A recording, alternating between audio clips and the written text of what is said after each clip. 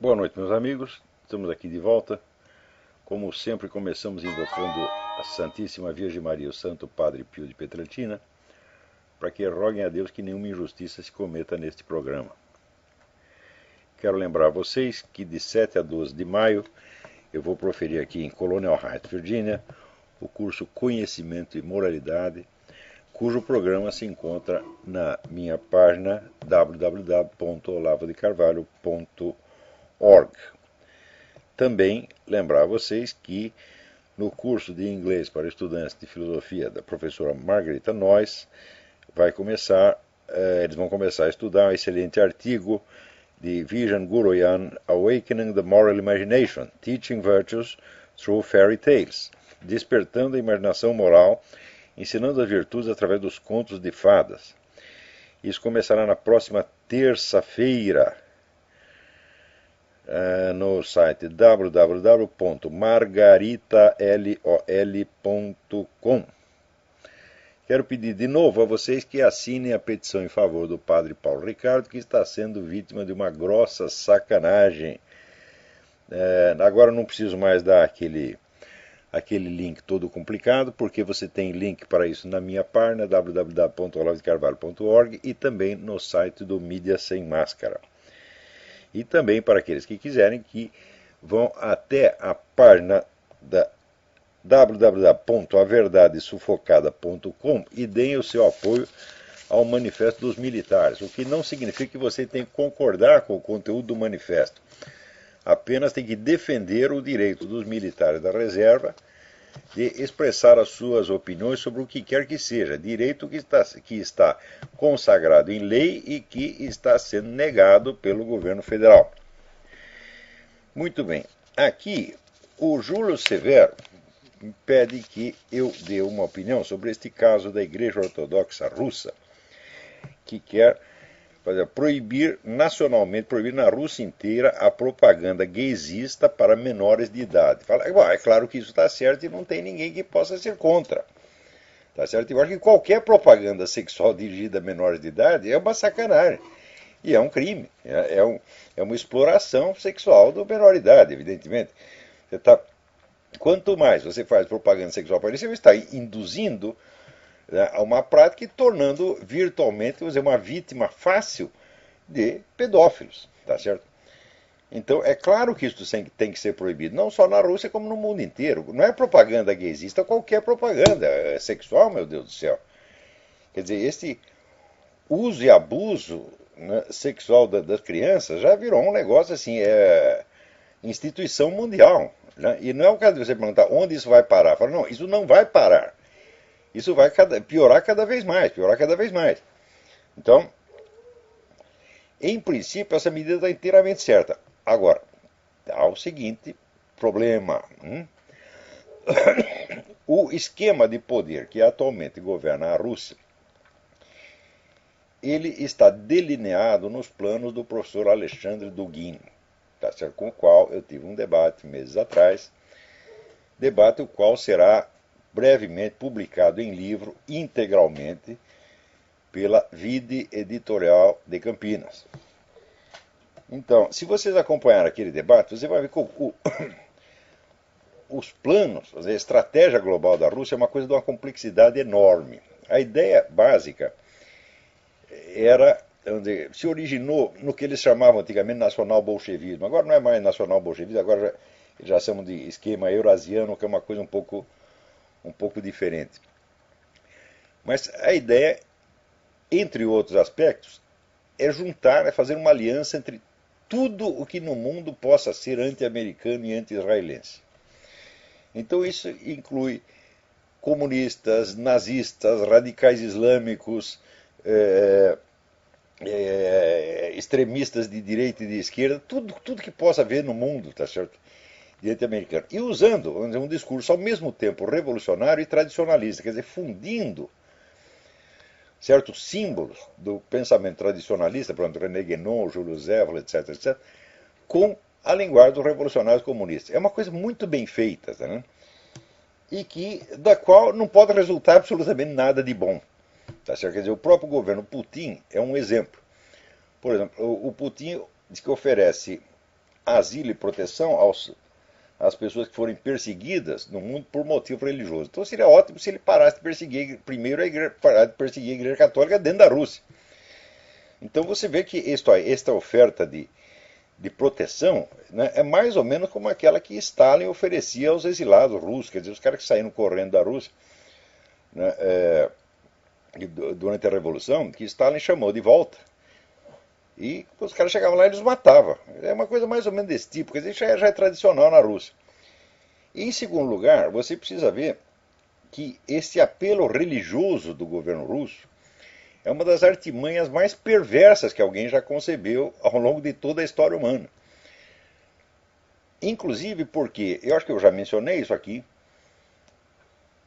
quando o Papa João Paulo II, em vez de fazer a consagração da Rússia ao Sagrado Coração de Maria, como havia sido solicitado por Nossa Senhora em Fátima, ele fez uma vaga consagração do mundo. Tá certo? Ele sozinho, inclusive porque a Nossa Senhora tinha pedido que reunisse todos os bispos do mundo para fazer a consagração da Rússia, ele sozinho fez lá uma tal de consagração do mundo a Nossa Senhora, uma coisa que absolutamente não quer dizer nada, né? Imediatamente, o governo russo aproveitou isso para como arma de propaganda para dizer, pronto, a Rússia está agora consagrada ao Sagrado Coração de Maria e, portanto, a Rússia agora é o porta-voz de Nossa Senhora no mundo. Para quem não vê que isso é uma empulhação, tá certo? É uma fraude religiosa monstruosa, né? E que governo honesto vai se meter com uma coisa dessa? Então, a ideia de você apelar a toda a população conservadora que está descontente, que está chocada com os rumos do mundo, tá certo? Faz parte integrante da estratégia russa. Mas é para usar toda esta gente para fortalecer o poderio do esquema eurasiano, que é basicamente Rússia, China e radicais islâmicos.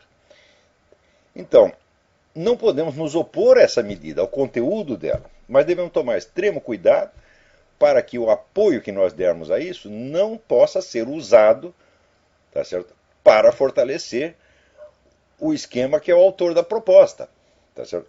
Mas isso aí, olha, pessoas que tomam posições em política, que opinam em política, baseadas assim, em preceitos morais anteriores, sempre erram. Porque se você tem certos princípios morais, você pensa que o inimigo não conhece os seus princípios morais? E não sabe a que você é sensível? E não sabe apertar o botão para despertar a reação certa que ele quer de você? E falar, ah, meu Deus do céu. Vocês têm que lembrar o seguinte, Santo Tomás de Aquino dizia que uma ação boa é aquela que é boa nas suas finalidades, nos seus meios de execução, tá certo? E no seu resultado. Então, para aderir a uma coisa, você precisa ver tudo isto, tá certo? Então, quais serão, por exemplo, os meios de execução, né, disto aqui? E quem que está puxando as cordas por trás? Quem que está manejando a coisa por trás? Tá certo? O simples fato de ser a Igreja Ortodoxa Russa já torna a coisa suspeita, porque a Igreja Ortodoxa Russa e o governo russo são exatamente a mesma coisa. E o governo russo é a própria máfia russa. Então vocês tomem cuidado com isso, gente. Não vão se entusiasmando, né? Então, o camarada que pertence, vamos dizer, a uma corrente, uma minoritária, que está sendo sacrificada, perseguida, humilhada, etc., ele quer se apegar a qualquer esperança. Então vem um espertalhão e acena com um negócio que ele gosta, diz, olha, aqui nós vamos proibir a propaganda gaysista para crianças. Ora, nós todos estamos chocados de ver propaganda gaysista e sexualista em geral, né, usando e abusando da inocência infantil. Nós estamos cansados disso, então, evidentemente, nós vamos aderir. Já certo?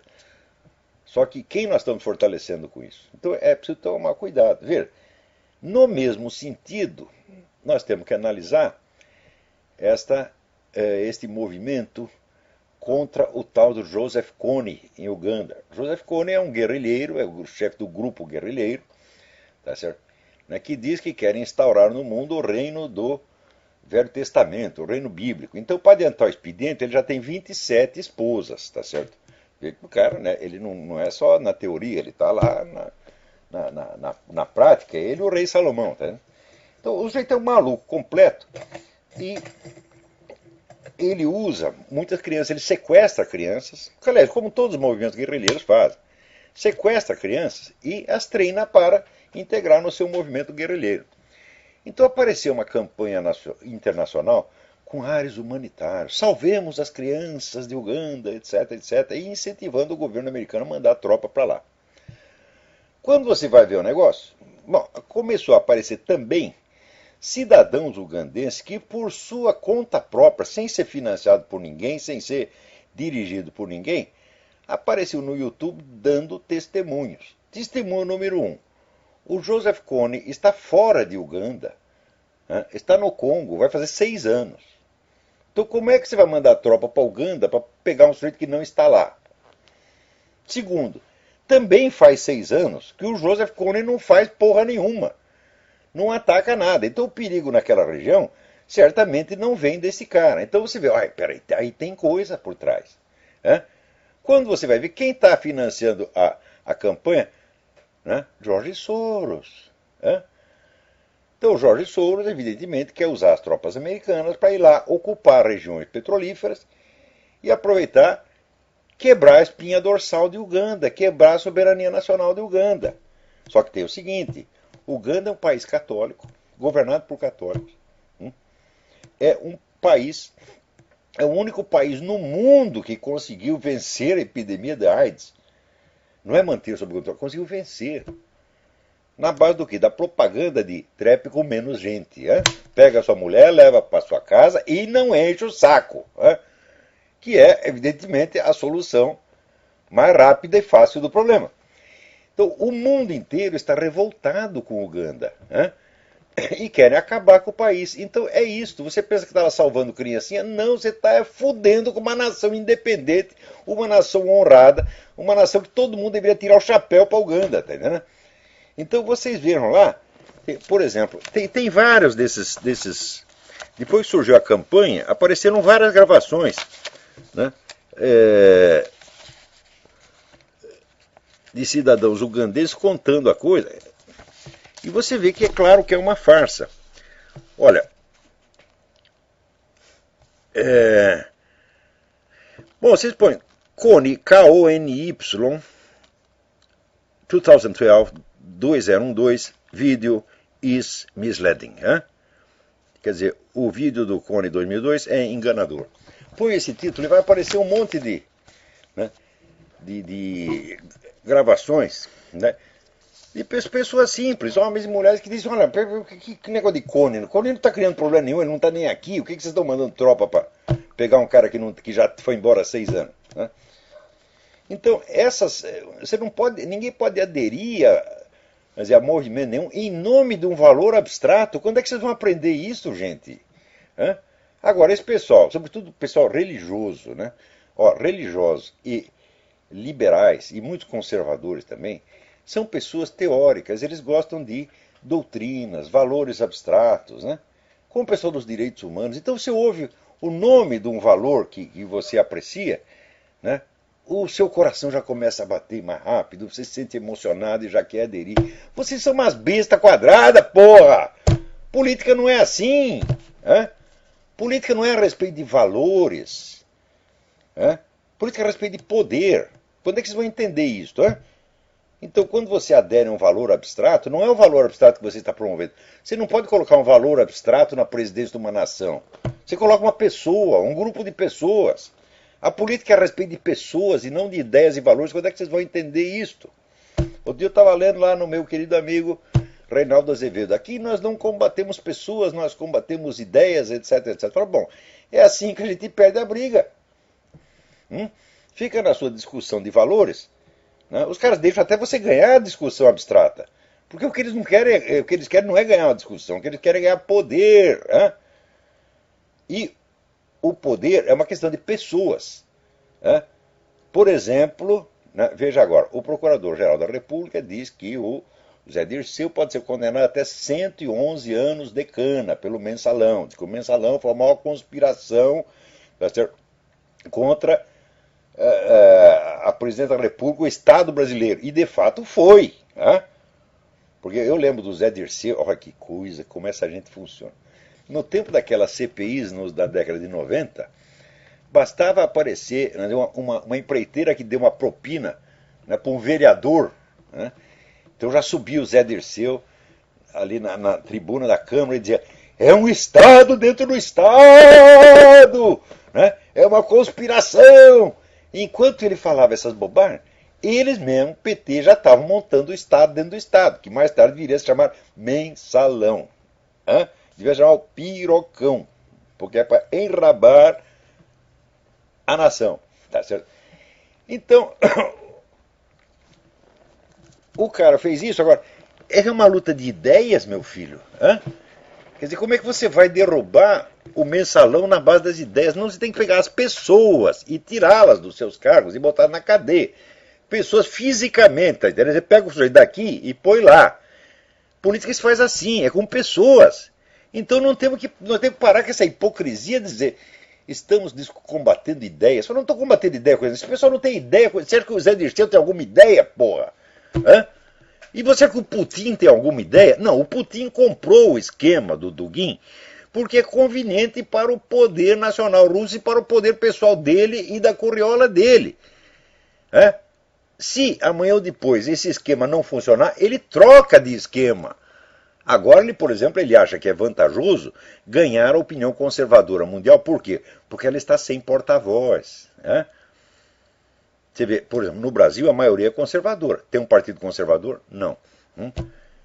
Tem 2 ou 3 políticos conservadores, né, aos quais ninguém presta atenção. Então, como a maioria conservadora em toda parte ou não tem porta-voz, ou não tem porta-voz adequados, como é o caso nos Estados Unidos, aqui tem bastante porta-voz, mas não tem nenhum adequado. Então ele disse: opa, essa turma toda está sem um representante. Então quem vai aparecer como gostosão? Eu, Vladimir Putin, serei o restaurador da moralidade e do cristianismo no universo. E todo mundo sai batendo palma. E Júlio Severo, Methel Hoffman, todo mundo achando lindo. Preste bem atenção, quer um conselho? Em política, nunca tome partido de nada com base em valores ou ideias. Não é disto que se trata em política. Vou repetir uma coisa assim: política se trata de poder. Poder significa a capacidade que um sujeito tem de determinar as ações dos outros, de fazer os outros fazerem o que ele quer. Tá certo? Seja por manipulação, seja por ameaça, seja por propina, seja por qualquer meio. Então a política trata de pessoas e de meios, nunca de valores e fins. Nunca! O que trata de valores e fins é a religião, é a filosofia. Somos nós, intelectuais, nós os trouxas, que ficamos discutindo lá, enquanto isso os caras vêm com uma piroca deste tamanho e põem no nosso cu. E eu já falei para você, eu mesmo quantas vezes já não tive essa experiência?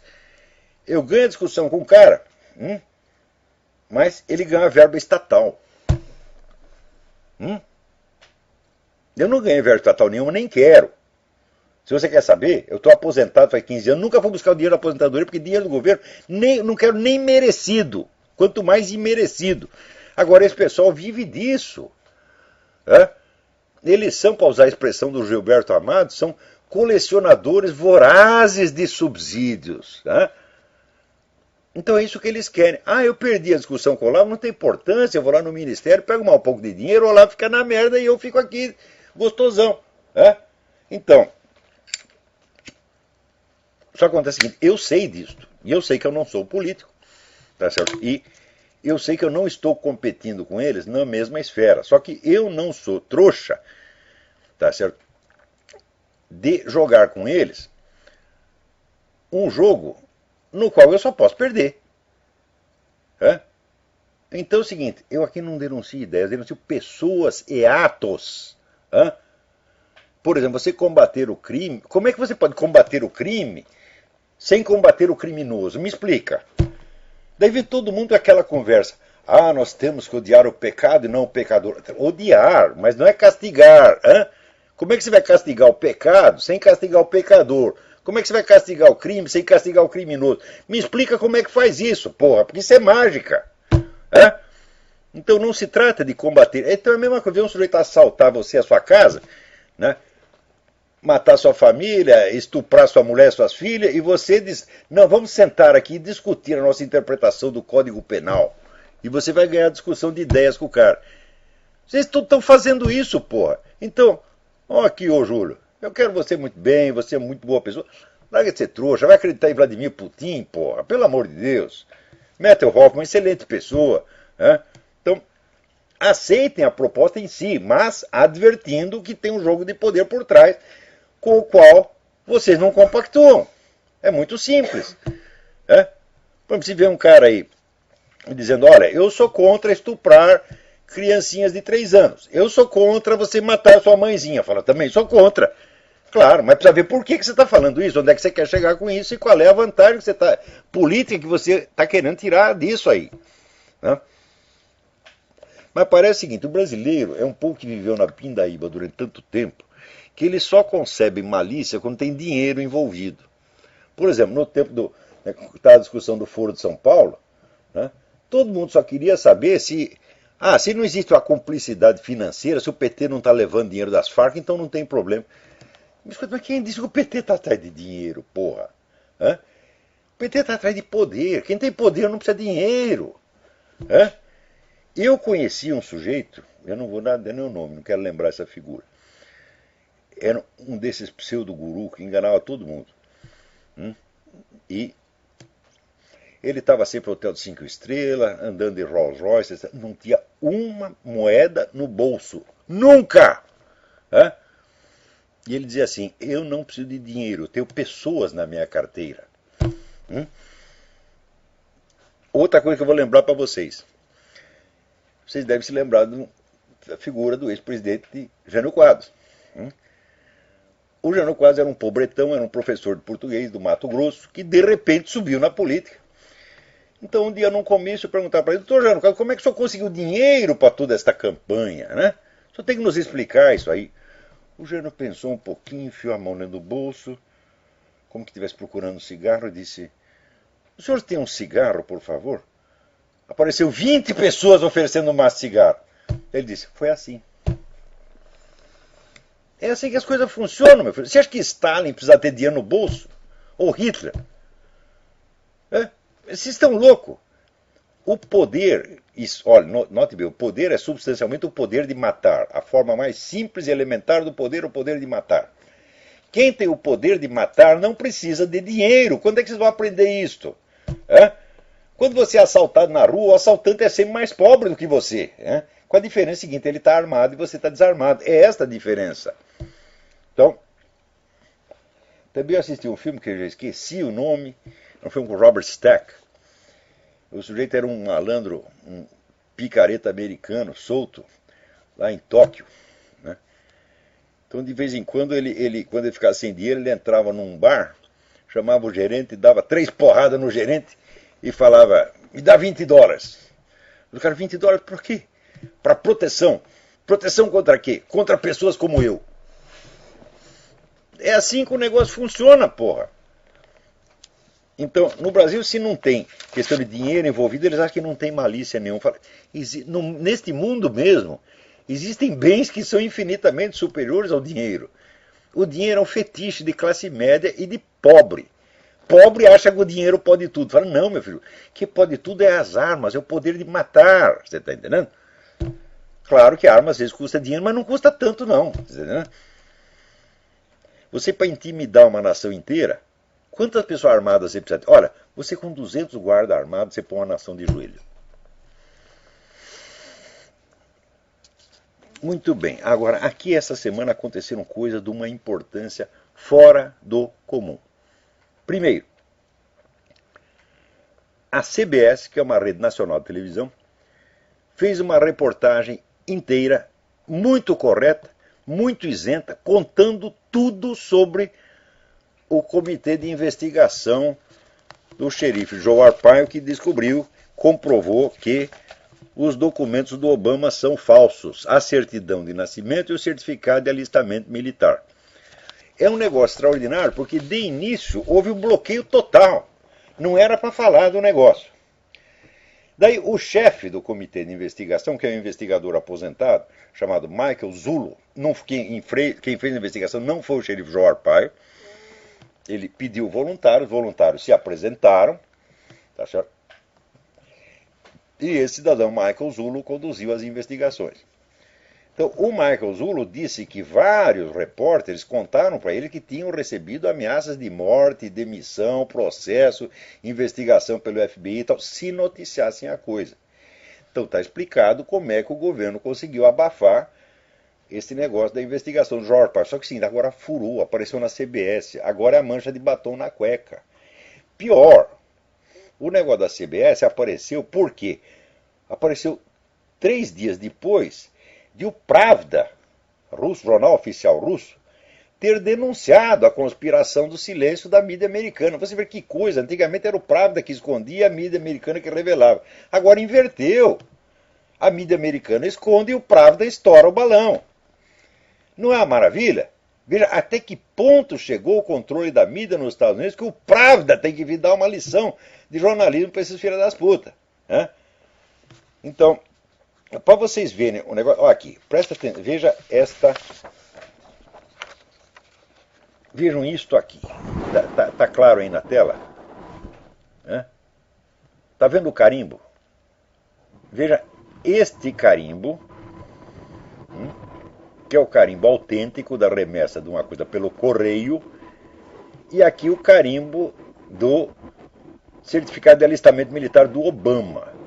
Veja, aqui tem 4 números, né, 1980, aqui só tem o 80. E veja como o 80 está encostadinho na linha aqui. Né, tem uma distância muito maior. É claro que isto foi falsificado. O que o sujeito fez?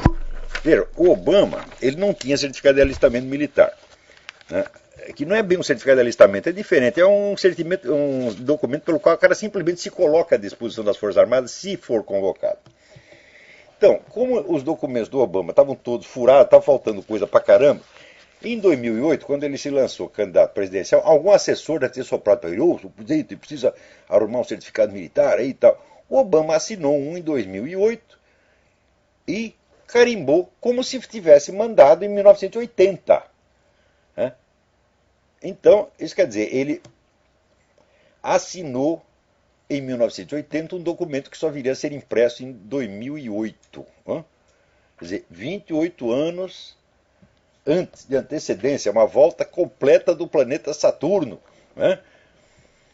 Então, é claro que é uma fraude documental gravíssima, suficiente para botar o cara na cadeia. Para fazer isso, como é que ele fez? Ele simplesmente pegou um carimbo velho do correio, que alguém arrumou para ele, cortou a borrachinha, onde estava 2008, e inverteu, põe de cabeça para baixo e carimbou com aquilo, ficou 80, não tem o 1900. Está na cara que foi isto. Não tem outra explicação este negócio. Então, como não dá para esconder mais isso, então até a CBS acabou cedendo e fez uma reportagem muito isenta, muito honesta. Eles só cometeram um pequeno engano. Eles dizem que esse carimbo está na certidão de nascimento. Não está. Esse carimbo está no certificado de alistamento militar.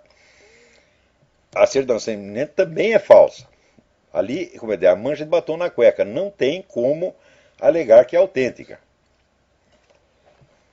Então, pior ainda, na mesma semana, aconteceu que tem uma comissão da Câmara dos Deputados que chamou lá o secretário da Defesa, Leon Panetta, para explicar esses planos guerreiros aí do governo Obama.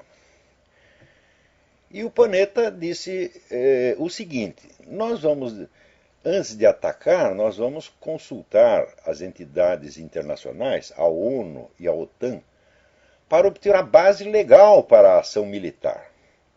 Daí o presidente da comissão, um deputado chamado Walter Jones, disse: opa, peraí. A esses organismos internacionais ou a outras nações, você pede apoio. A base legal você tem que pedir ao Congresso, porque a nossa Constituição diz que, exceto no caso de um ataque atual ou iminente, direto à nação, o presidente não pode declarar guerra sem autorização do Congresso. Sempre foi assim. Você lembra que o Bush invadiu o Iraque, foi um osso, teve até esperar a autorização do Congresso. O presidente pode estar louco para fazer uma guerra, mas ele tem que sentar e esperar até o Congresso acabar de discutir o negócio. Sempre foi assim. Né? E o Panetta, então, quanto mais o Walter Jones perguntava, mais o Panetta pulava fora, dizendo, não, nós temos que procurar a base legal. E o Walter Jones insistia, falando, a quem você vai pedir a base legal? A ONU? A OTAN? Não, você tem que pedir ao Congresso. Então ficou claríssimo que estava havendo uma operação de transferência de soberania, como eu já expliquei milhares de vezes. O pessoal globalista, eles estão quebrando a soberania de todas as nações, principalmente dos Estados Unidos. Está vendo aí os nacionalistas brasileiros que acham que a destruição das soberanias é uma operação para aumentar o poder dos Estados Unidos? É o contrário, porra. A primeira vítima da quebra das soberanias são as grandes nações. A Europa já está de joelho. Na Europa já os organismos internacionais fazem o que quiserem lá. Então agora tem que quebrar de duas nações que faltam, Estados Unidos e Israel. Então esses aí são a pedra no sapato dos globalistas. Então, ao mesmo tempo, você vê que eles quebram a soberania das nações, a capacidade que elas têm de atuar internacionalmente, eles aumentam o poder do governo sobre suas próprias populações. Eles estão fazendo isso em todo lugar. No Brasil vocês veem isso toda semana. Quanto mais subserviente o Brasil se torna aos organismos internacionais, mais aumenta também o poder interno do governo sobre sua própria população.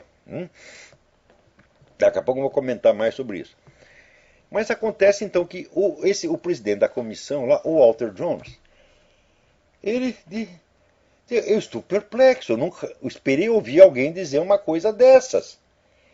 E imediatamente ele entrou na Câmara dos Representantes com um pedido para que o Obama seja notificado oficialmente, será a resolução número 107 do Congresso, para que o Obama seja notificado de que se ele fizer isto, se ele declarar uma guerra, pedindo autorização a organismos internacionais, em vez de pedir ao Congresso, passando por cima do Congresso, ele terá cometido uma infração criminosa de alta traição e sofrerá impeachment. Então, você vê, o negócio está brabíssimo. Por quê? O Obama está muito mal nas pesquisas. Ninguém mais quer votar no Obama. Eles votam votam até Luiz Inácio Satanás da Silva, serve. Serve até o Mitt Romney. O Mitt Romney com aquela cara de gostosão, de croupier de cassino que ele tem. Eu vejo o Mitt Romney, eu já vejo ele com aquele colete tudo bordado, assim, de croupier de cassino. Até o Mitt Romney serve. E aqui, evidentemente, se o candidato for Obama, todo mundo vai ter que votar no Romney.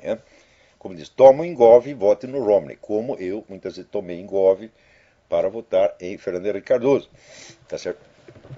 Então, na teoria do menos mal. Aqui, as eleições no mundo inteiro estão assim. Tem o mal e tem o menos mal. Muito bem. Então, o Obama está mal nas pesquisas. Ao mesmo tempo, vamos dizer, a revolta popular contra esse esquema de saúde dele está crescendo, porque o negócio vai custar 1 trilhão e não sei quanto, tá certo? Vai tirar o direito de assistência de um bando de gente, inclusive velhinhas, cancerosos, etc, etc.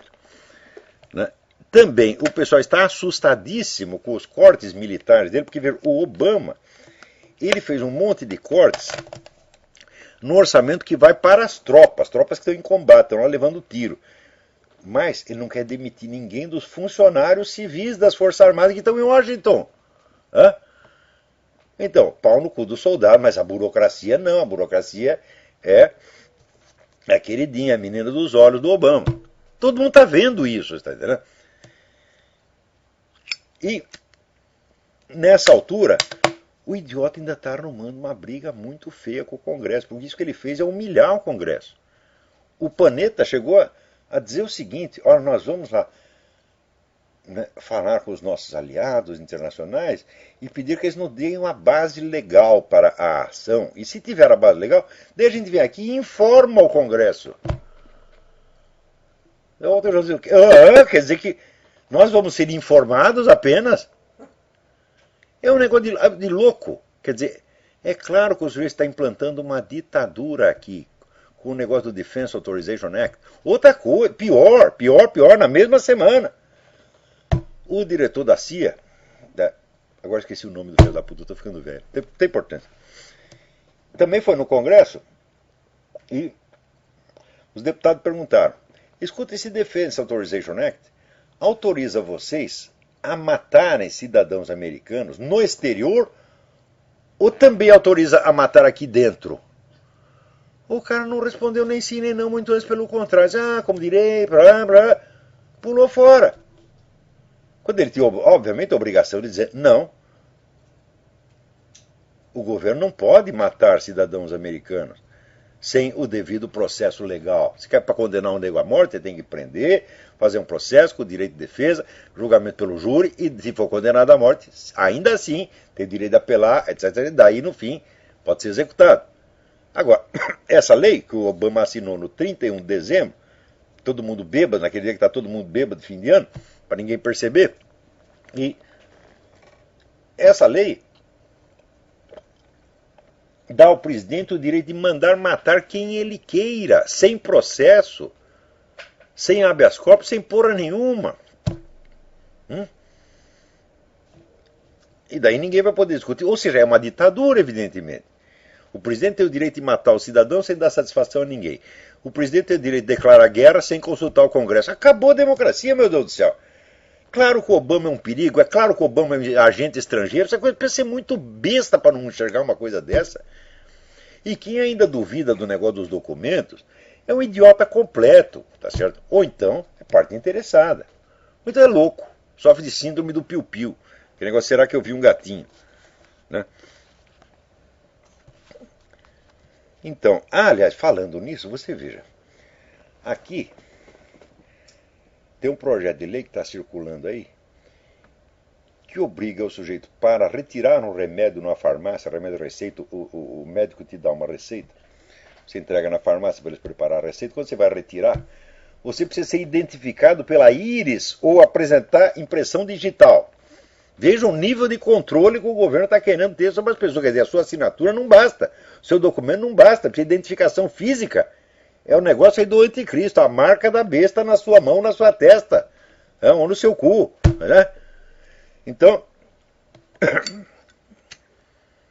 ao mesmo tempo, o mesmíssimo governo, quer ver?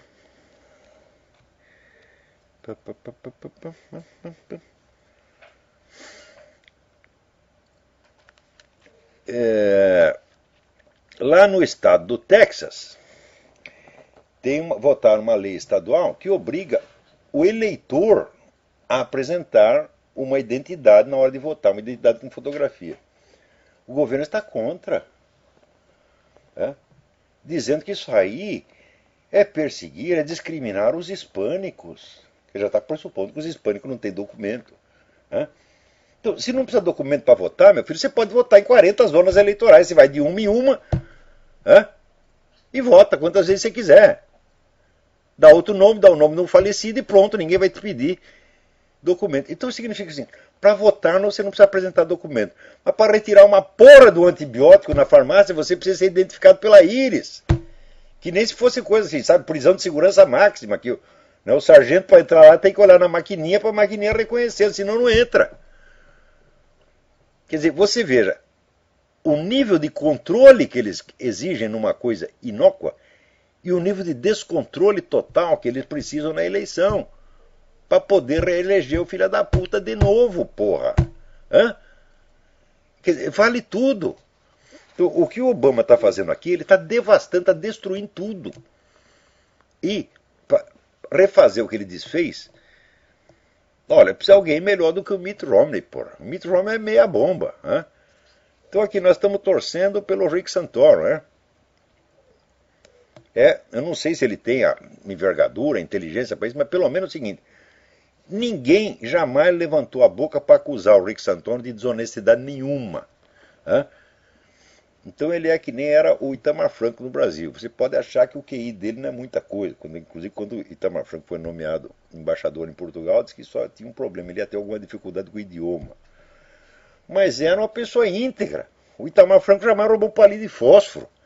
E o Rick Santoro, mesma coisa. Não há sequer suspeitas contra ele. Quando o pessoal quer fazer suspeitas, eles não encontram do que suspeitar. Então, é claro que é o sujeito mais limpo. Agora, os outros todos têm um pouco de rabo preso. O Gingrich tinha rabo preso lá com o Fannie Mae e Freddie Mac. Né? O Romney tem rabo preso com o Obamacare, que ele tinha um plano igualzinho ao Obamacare. Né? O Ron Paul tem rabo preso com o George Soros. Agora, e o Rick Santoro? Ele tem rabo preso com Deus. Ele é muito católico, vai lá, tem compromisso com Deus, só se isso for objeção. Agora, veja que coisa. Tem tanto assunto interessante, puta vida. Aqui, enfim, alguém me manda um artigo publicado no Jornal de Minas. Não, no Jornal Valor. Assinado por Alberto Carlos Almeida. Chama-se A Lúcida Estratégia de Aécio. Dizendo o seguinte. Todo mundo reclama do Aécio Neves porque ele só faz oposição moderada a Dilma Rousseff. E daí ele diz aqui, os intelectuais, tal, né, eles querem uma oposição mais firme, mas o Aécio está fazendo a coisa certa. Por quê? Porque ele sabe que a maioria do povo é a favor do governo, gosta do Lula, essa coisa toda. Então ele não quer bater de frente, porque senão ele vai afastar o eleitorado. Então ele tem que afagar essa parte do eleitorado. Então ele está fazendo a coisa certa, ele é um verdadeiro político, homem prático, etc, etc.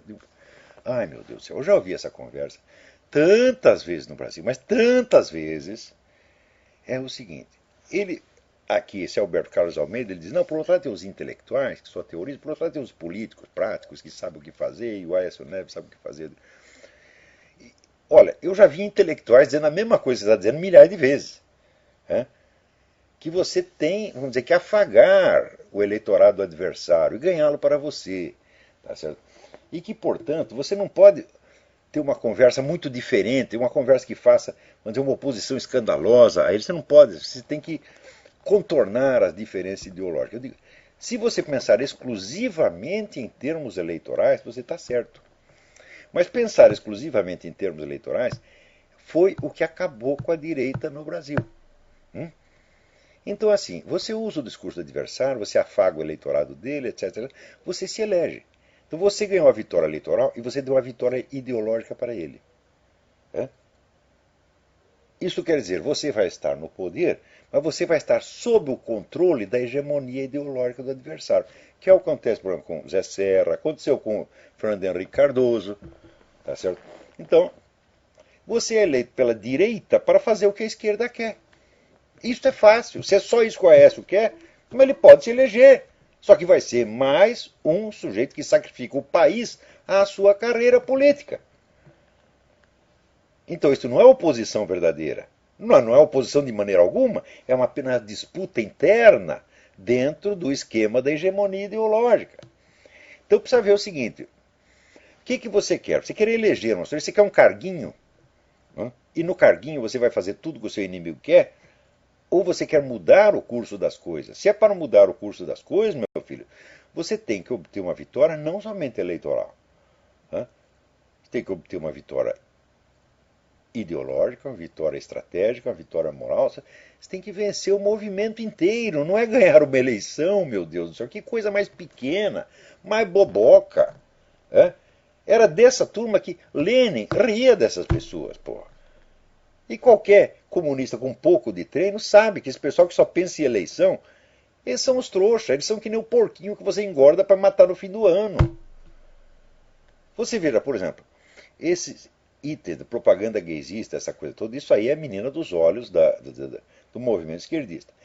Quem no Brasil baixou a primeira lei contra os religiosos, multando igrejas ou sinagogas ou mesquitas, que proibisse o ingresso de um traveco ou de uma drag queen?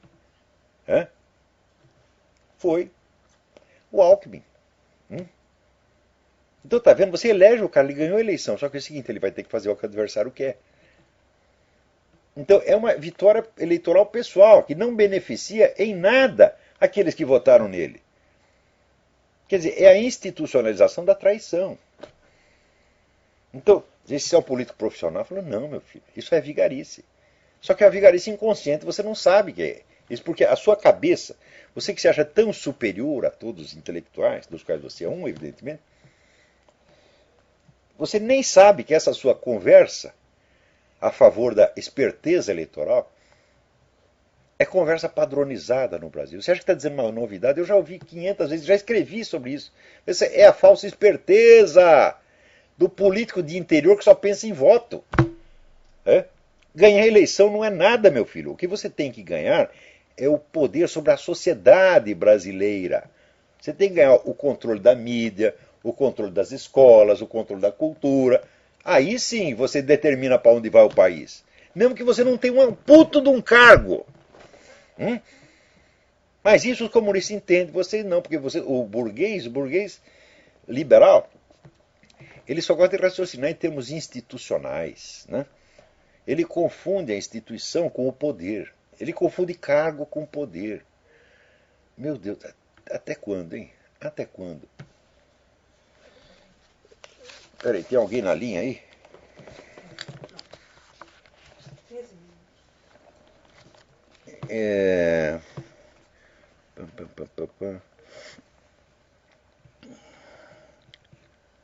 Aqui, pesquisadores brasileiros terão 20 mil bolsas de estudo nos Estados Unidos.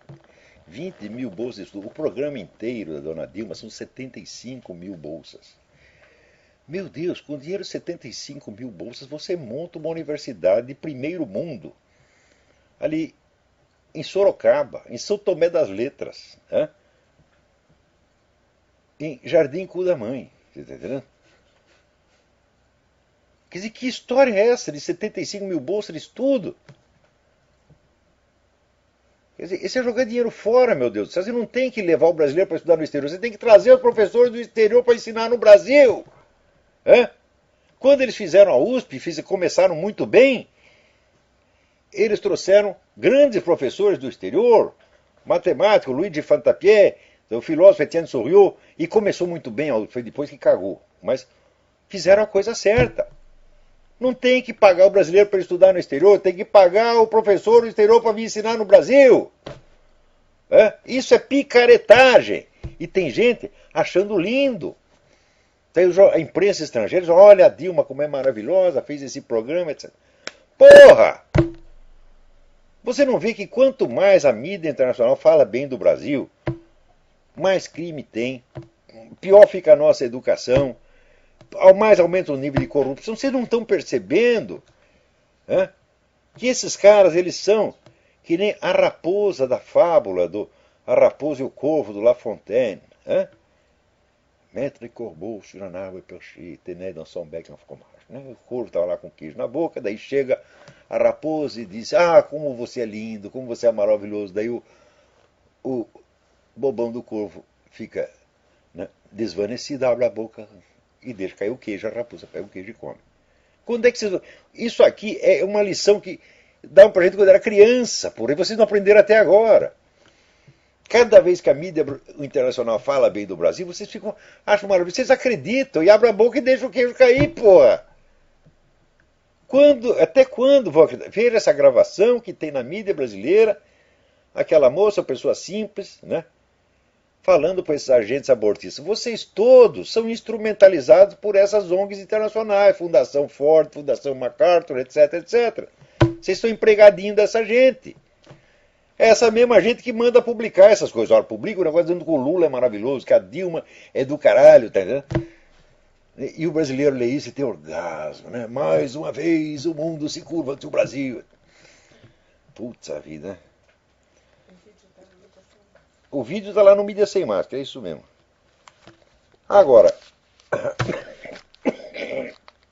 diz que o diretor da BBC diz que nós podemos zombar de Jesus, mas não de Maomé. Mas que coisa extraordinária. Quer dizer, o sujeito diz isso, a gente sabe que ele está fazendo isso, está fazendo há 20 anos. Isso é uma política constante, de descristianização e de islamização, porque essa política que vem da própria Casa Real Britânica. O príncipe Charles, ele é isso que ele quer, ele é discípulo, foi membro do Matarica, discípulo de um sheik há 30 anos. Eu sabia disso 30 anos atrás. Só que na época eu, muito trouxa, não conseguia de imediato avaliar as consequências políticas de longo prazo. Mas também eu não consegui de imediato, mas também não levei tanto tempo, porque a maior parte da pessoa não conseguiu juntar a causa com consequência até agora. Quer dizer, o príncipe Charles vem com aquela política de que, não, para vencer o Islã radical, nós temos que afagar o Islã moderado, então o Islã moderado está tomando conta de tudo.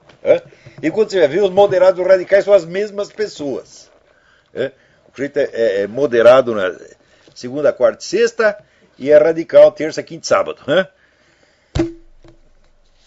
Agora aqui, veja, a Corte Europeia, né, impugnou a proibição dos crucifixos na escola italiana. Agora no Brasil já tem um projeto igual, tem que tirar os crucifixos. Tem que tirar o crucifixo por quê? Quem construiu a civilização europeia foi a Igreja Católica. Quem construiu o Brasil foi a Igreja Católica. Estuda um pouco de história. Veja o que seria o Brasil sem os jesuítas. Agora, digo, estava lá um movimento gay para fazer isso? O Brasil deve muito ao movimento gay? Deve muito aos abortistas? Não deve nada. É que nem, você veja, aqui tem um cineasta americano que fez um filme patriota chamado Monumental. Aliás, um filme muito bonito, pelo que eu vi do trailer. Ele foi na televisão falar no programa do Piers Morgan. Piers Morgan é aquele cara que fazia parte do júri do Britain's Got Talent. Quer dizer, ele para julgar cantor popular até que é bom, mas daí entra no negócio político, só fala besteira, Daí, como o cara dissesse que ele era contra o casamento gay, o Piers Morgan disse, você é um extremista. Eu digo, pera um pouquinho, um momento. Esse negócio de quem quer que seja contra aborto e casamento gay está sendo rotulado de extremista. Então você faz um favor. Me mostra alguma civilização, algum país, algum estado que durante a história tivesse oficialmente casamento gay. Isso nunca existiu, em parte alguma. Então é uma novidade. Quer dizer que, se você segue a opinião tradicional milenar da totalidade da humanidade, você é um extremista. Parece que a coisa está invertida, né? Quer dizer, extremista, por definição, é o sujeito que tem uma posição peculiar e que vai contra a maioria. Mas aqui virou o contrário. A maioria é extremista. Então esse pessoal queria retirar os crucifixos, deu uma entortada, e olha que coisa bonita. O advogado, né, que defendeu as igrejas, defendeu o direito de manter os crucifixos, não era um católico, era um judeu ortodoxo. Olha que coisa mais bonita. Aliás, aqui nos Estados Unidos também, o maior estudioso de perseguição a cristãos no mundo é o Michael Horowitz, não o David Horowitz, Michael Horowitz, não sei se é parente. É o cara que mais estuda e divulga esta matança de cristão que tem no mundo. Se não fosse ele, ninguém estaria sabendo de porra nenhuma. Então esse pessoal está dando um exemplo para a humanidade. Os judeus que vêm se fudendo há séculos, eles estão preocupados com a perseguição que os outros estão sofrendo. Então isso é uma lição para todos.